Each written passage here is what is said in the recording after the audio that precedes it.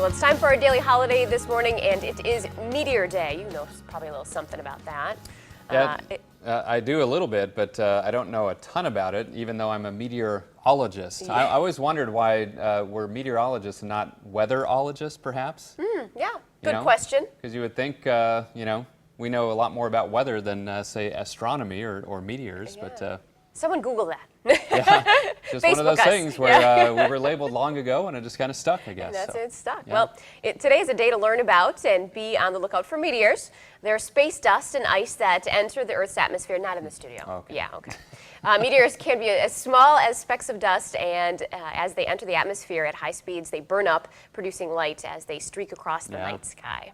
Now, if you were around in April of 2010, you may have seen the meteor that lit up the night sky here in our area. I remember that. Do you? Yeah, it was just coincidence that I was up later than normal that night, and literally our window faces south, and I was just turning the light out to go to bed, and here I see this thing streaking across the sky, and I mean, it's like, what are the odds? Yeah, no kidding. So, and then I heard the boom shortly thereafter, because at first I thought, well, maybe it's just lightning or something, but then the boom just didn't sound like thunder, and the fact that it was shortly after that flash of light in the sky, that's when I was like, I bet that was a meteor. Lucky Sure for enough. you, know, that you went to the window at that Yeah. time. Well, this happened on April 15th, what Bill's talking about, just after 10 p.m.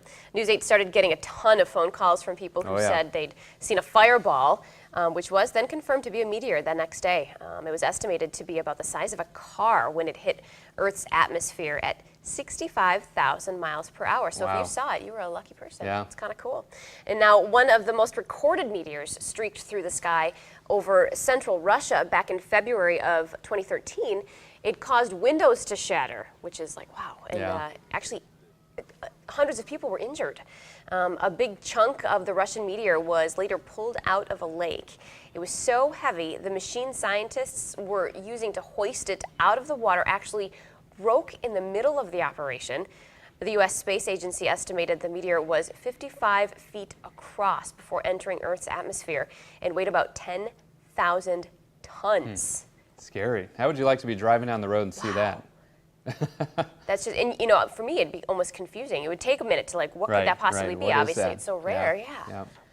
Wow. All right. Well, should we go?